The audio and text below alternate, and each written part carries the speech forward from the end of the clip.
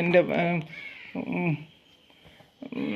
പോങ്കണ്ണ മാവയെ പൂച്ച വന്ന് കടിച്ച് കൈ നന്നായിട്ട് മുറിഞ്ഞു. അന്ന് കൈ സുഖമില്ലായിരുന്നില്ല, അതിപ്പോൾ നന്നായിട്ട് മുറിഞ്ഞിപ്പം ഞാൻ പെട്ടെന്ന് പോയി കുറച്ച് ഇല പറിച്ചുകൊണ്ട് വന്ന് പിഴിഞ്ഞ് വെച്ച് നല്ല ദൂരമുണ്ട്. ഇത് കണ്ട പാവം വേദന എടുത്ത് വയ്യ, അവൻ വാലൊക്കെ ഇട്ട് ആട്ടുന്ന കണ്ട.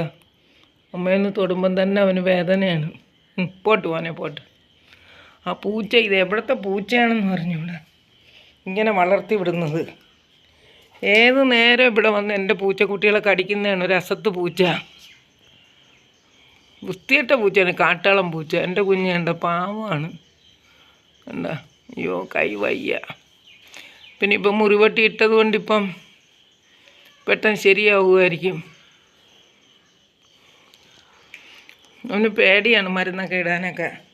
കൈ കണ്ട നീട്ടി വെച്ചിരിക്കുന്നുണ്ട്. രണ്ടിടത്തും മുറിവുണ്ട്, രണ്ടിടത്തും. ഇപ്പോൾ കാണിച്ചു തരാൻ പറ്റൂല. രണ്ടും ഇതാ കണ്ട, എന്താ രണ്ട് ദ്വാരമാണ്, ഭയങ്കര ദ്വാരം. പാവം കുഞ്ഞ്.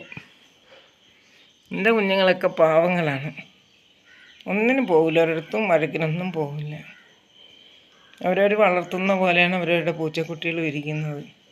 ഒന്ന് സങ്കടം വന്നിട്ട് വയ്യേട്ടാ, ഭയങ്കര സങ്കടം. അതൊന്ന് വാലിട്ടാട്ടുന്ന. പോട്ട് പോനെ പോട്ട് പോട്ട് കണ്ണ പോട്ട്.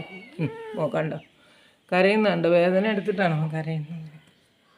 പോട്ട് മക്കളെ പോട്ട്. എല്ലാവരും പ്രാർത്ഥിക്കണേ. അയ്യോ കുഞ്ഞ് പാവമ്മ, വാല് കണ്ടായിട്ട് ആട്ടുന്നത്.